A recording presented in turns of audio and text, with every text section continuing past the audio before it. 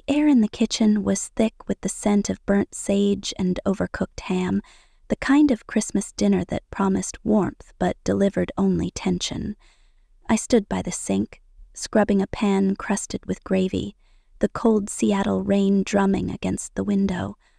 My hands moved mechanically, but my mind was a storm. The dining room buzzed with the low hum of family chatter, forks clinking, my mother Margaret's sharp laugh cutting through, my father Richard's gruff voice recounting some tired story about his glory days coaching Little League. It was the same script every holiday, the one where we all pretended we were a family who loved each other. But tonight, something in me refused to play along. I glanced at the clock above the stove. 8:47 p.m. The digital glow flickered, a silent reminder that time in this house always felt like it was running out. My brother Ethan sat at the counter, nursing a craft beer, his broad shoulders hunched like he was carrying a grudge heavier than the one I'd been lugging for years. His fiancée Lila was in the dining room, her voice lilting as she charmed my parents with talk of Napa Valley wine tours. I could hear her now, giggling about some vineyard's divine Pinot. It made my stomach churn, not because I cared about her pretentious small talk, but because it was another layer of the facade, another coat of paint over the cracks in this family's foundation. I didn't mean to start it, I swear. The words slipped out before I could stop them, quiet but sharp, like a blade I'd been sharpening for years. "So, Ethan," I said, keeping my eyes on the pan, "I heard Mom and Dad signed the lake house over to you. That true?" The room went still. The dishwasher's hum seemed louder, the rain more insistent. Ethan's beer bottle clinked against the granite countertop as he set it down, too hard. I didn't look up, but I could feel his eyes boring into me, that same glare he'd given me since we were kids, the one that always came before he'd twist the knife just a little deeper. "What's it to you, Cecilia?" His voice was low, mocking, the kind of tone that made you feel small no matter how tall you stood. "You haven't stepped foot in that place since you ran off to your fancy nursing job in the city. Thought you were too good for it." I turned off the faucet, the water dripping from my hands as I faced him. My heart was pounding, but I kept my voice steady, practiced from years of swallowing anger. "I'm not too good for it. I just think if it's family property, we all should have been part of the conversation. That's all." His lips curled into that smug smile, the one I hated since we were teenagers sharing a bathroom, when he'd hide my things just to watch me scramble. "Conversation? You don't get a say, Cecilia. You're barely here. Flying in from your little apartment downtown, playing hero at the hospital, doesn't make you family." The words stung, but not as much as the truth behind them. I had been there when Dad had his heart scare 2 years ago, when Mom needed someone to drive her to physical therapy after her hip surgery. I'd been there, but they'd never seen me. Not really. I opened my mouth to respond, to say something about the nights I'd spent in their guest room, the meals I'd cooked, the prescriptions I'd picked up. But before I could, Ethan moved. It was so fast I didn't register it at first. 1 second I was standing by the sink, the next, my back slammed against the stainless steel fridge with a force that knocked the breath out of me. The magnets clattered to the floor, a photo of us at the lake house 10 years ago fluttering down like a discarded memory. I gasped, my hands instinctively reaching for the counter, but Ethan was already there, his knee driving upward, crashing into my face. The pain was blinding, a white-hot explosion that drowned out everything else. My nose cracked, the sound sharp and sickening like a twig snapping underfoot. Blood poured down my chin, warm and coppery, pooling in my mouth. I crumpled to the tile, my vision swimming, stars bursting behind my eyes. The football game blared from the living room, some announcer shouting about a touchdown, oblivious to the chaos in here. No one turned it down. No one came running. I reached out, my fingers trembling, grasping for the edge of the counter. My head spun, one eye already swelling shut, but I pulled myself up, swaying like a drunk. Blood dripped onto my sweater, staining the cream wool I'd worn because Mom always said it looked classy. I stumbled toward the wall-mount phone near the pantry, my body moving on autopilot, survival instinct kicking in. I didn't think about what I was doing, just that I needed help. My fingers fumbled with the buttons, smearing blood across the keypad. 9-1. The phone was ripped from my hand, the cord snapping taut before it clattered to the floor. "Stop it, Cecilia," my mother hissed, her voice sharp as a slap. She stood there in her pressed linen dress, her hair perfectly curled, looking at me like I'd spilled wine on her carpet. "It's just a scratch. Don't make a scene." I stared at her through my good eye, blood dripping onto the floor, the taste of it choking me. "It's not a scratch," I whispered, my voice barely audible over the roar in my ears. She bent down, picked up the phone, and hung it back on the wall with a click. "You always do this," she said, her tone flat, irritated. "Always turning everything into some big production." Behind her, my father sat in his recliner, the remote still in his hand, his eyes fixed on the TV. "There goes the drama queen again," he muttered, not even glancing my way. The room was silent except for the announcer's voice and the faint drip of my blood hitting the tile. Ethan stood by the counter, wiping his hands on a dish towel like he'd just finished a chore. Lila's laugh floated in from the dining room, oblivious, carefree. No one moved. No one cared. Then I saw it, glinting on the floor near the baseboard. My silver necklace, the one I wore every shift at the hospital. A patient had given it to me last year, a woman with lung cancer who'd called me her guardian angel before she passed. The clasp was broken, snapped during the scuffle, lying in a smear of my own blood. It was small, insignificant to them, but to me, it was proof I mattered to someone. Somewhere. I reached down, my fingers shaking, and picked it up, cradling it like it was the last piece of myself I had left. I looked at them, Ethan smirking, Mom adjusting her earrings, Dad flipping channels. They didn't see me, they never had. I swallowed the lump in my throat, the pain in my face throbbing in time with my heartbeat. Then I walked to the front door, my steps slow but deliberate. The cold December air hit me like a slap as I stepped onto the porch, the rain soaking through my sweater. I waited, just for a second, thinking maybe someone would follow, maybe Mom would call out, maybe Dad would at least ask if I was okay. But the door clicked shut behind me, and the house went quiet.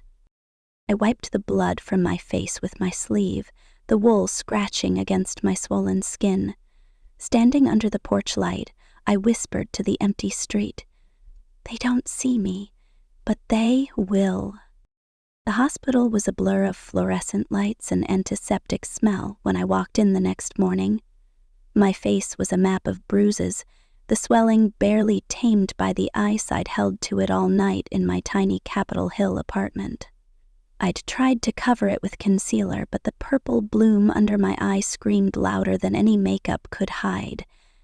I kept my head down, badge clipped to my scrubs, avoiding the break room where the other nurses were already gossiping over coffee.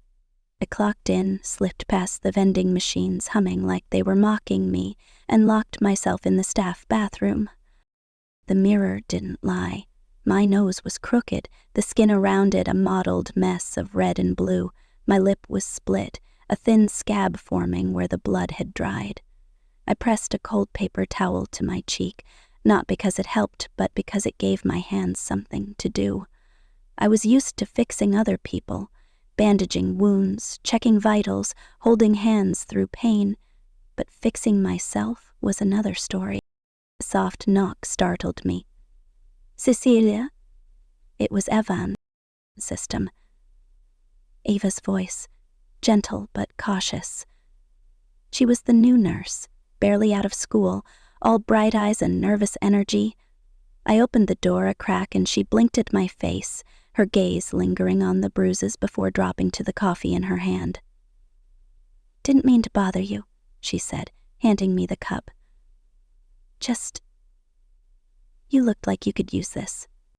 I took it, the warmth seeping into my hands. "Thanks, Ava," I said, my voice rough. "Just a clumsy night. Tripped on some ice." She nodded, her eyes soft, with something that wasn't pity but close to it. "You're always the first to take the tough calls, even on holidays. Figured you're tired." I forced a smile, the split in my lip stinging. "You're sweet." We walked to the break room together, where Jorge, a trauma nurse, gave me a silent nod, his eyes flicking to my face but saying nothing. The quiet support from my colleagues, people who weren't blood but saw me more clearly than my own family, caught me off guard. They didn't ask questions, but they didn't look away either. My first break, I sat by the lockers, checking my phone. 2 days since Christmas, no calls, no texts, just one message from Nora. "Don't make a big deal out of this, Cecilia. You know how Ethan gets. Let it go." I stared at the words, my chest tightening. 5 words that hurt more than Ethan's knee ever could.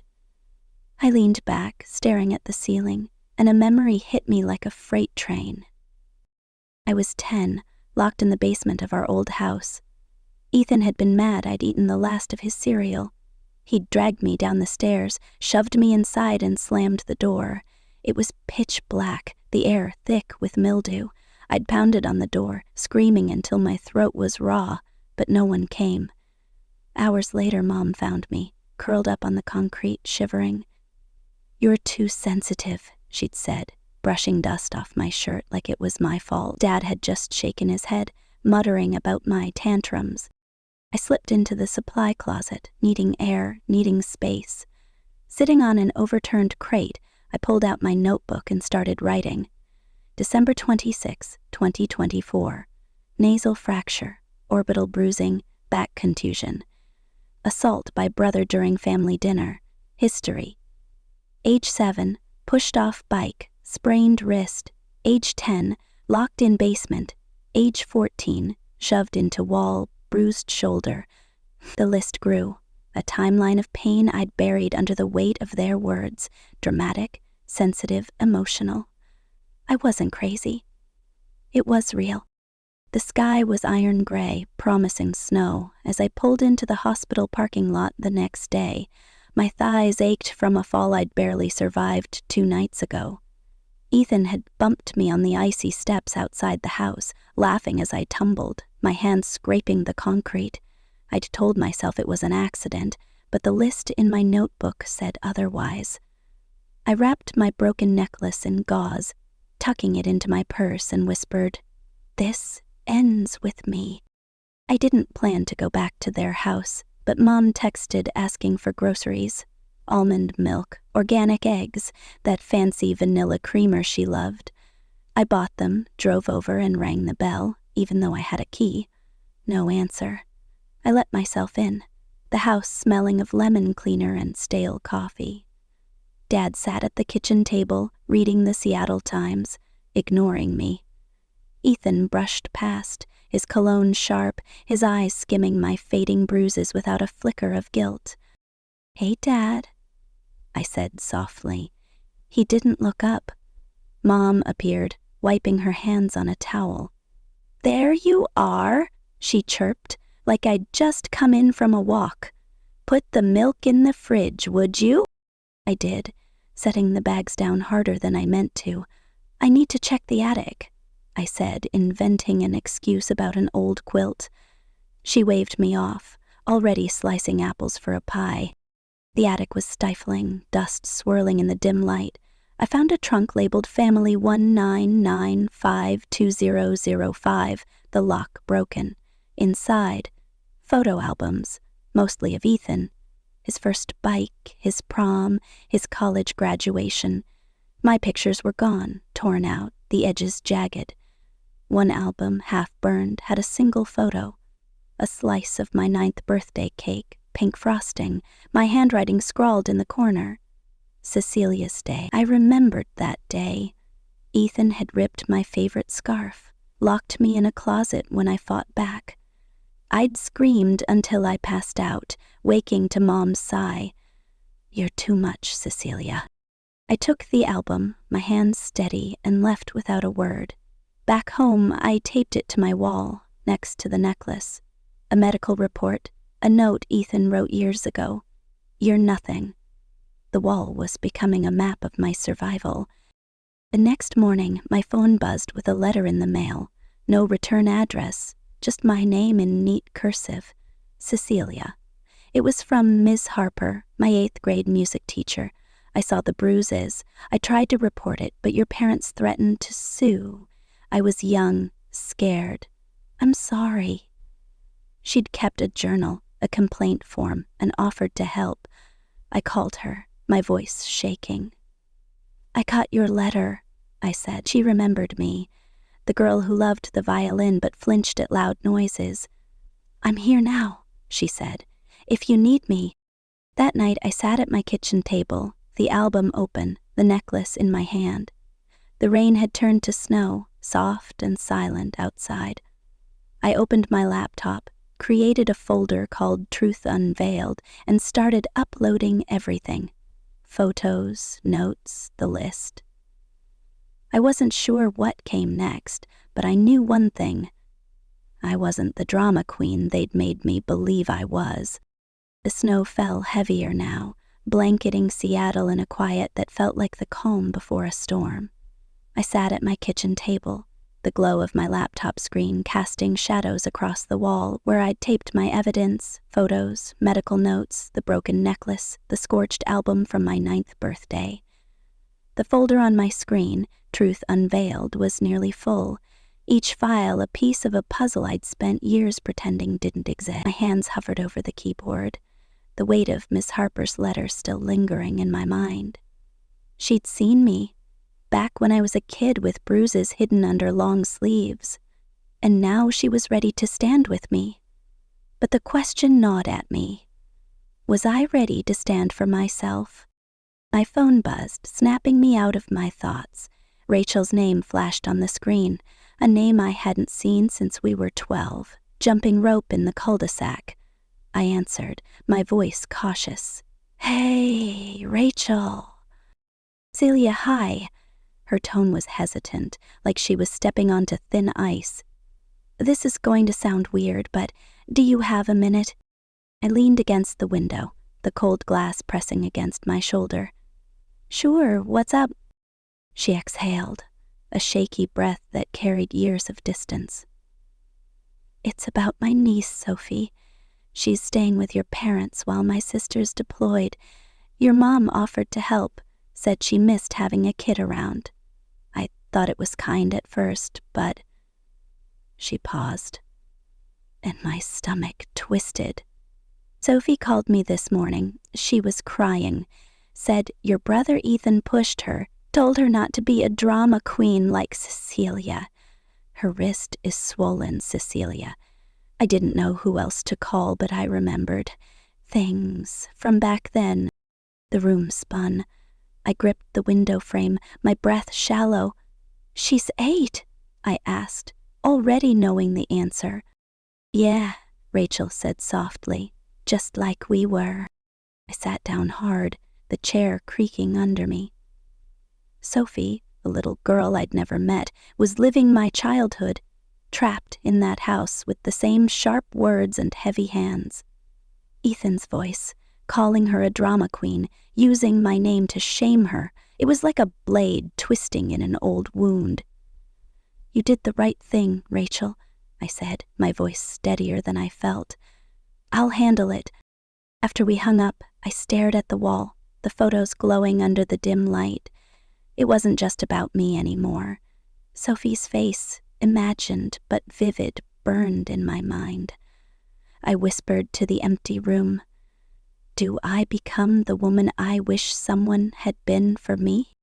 The next morning, I drove to my parents' house, a homemade apple pie in the passenger seat, wrapped in a checkered towel.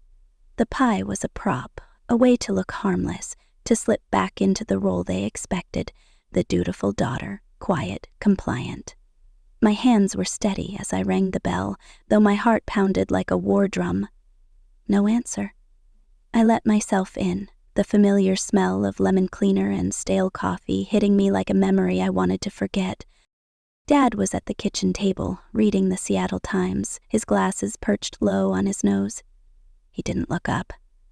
Ethan brushed past me, his cologne sharp, his shoulder grazing mine with just enough force to remind me he was there. His eyes flicked to my face, the bruises now yellowing, and he smirked, like he'd won something. Mom appeared from the hallway, wiping her hands on a towel. "There you are," she said, her voice bright, artificial. "Put the milk in the fridge, would you?" I nodded, setting the grocery bags down, the pie balanced carefully on the counter. "I need to check the attic," I said, my voice calm. "Thought I left an old quilt up there." She waved me off, already slicing apples for her own dessert, uninterested in my excuse. The attic stairs creaked as I climbed, the air growing hotter, thicker with dust. I found the trunk again, the one labeled Family 199-52005. This time, I dug deeper, past the albums of Ethan's perfect life, his football trophies, his prom king crown. Tucked beneath was a small diary, its cover scorched, my childish handwriting barely legible. Cecilia's thought. I opened it, my breath catching. Pages were torn out, but one entry remained, dated July 1999. "Ethan pushed me down the stairs today. Mom said I tripped. I didn't. My arm hurts. I don't want to be here anymore." I closed the diary, my hands trembling not from fear but from clarity. This wasn't just a pattern. It was a legacy, one they'd passed to Sophie now. I slipped the diary into my bag, along with a chipped porcelain teacup I found in a box, its blue vines faded but familiar. I used to sip chamomile from it as a kid, icing my bruises after accidents. I zipped my bag and left, not bothering with goodbyes. Back home, I added the diary to my wall, taping it next to the photo of my 9th birthday cake. My phone rang as I stepped back, the screen showing unknown caller. I answered, expecting a telemarketer, but it was my father's voice, low and sharp. "I heard you've been talking, Cecilia," he said, his words dripping with contempt. "Digging up old things that should stay buried. You're making this family look bad. You'll destroy what little we have left. Don't think there won't be consequences." I stood frozen, my heart racing. "I'm not the one destroying anything," I said, my voice steady despite the tremor in my chest. "You did that, please assist with translation."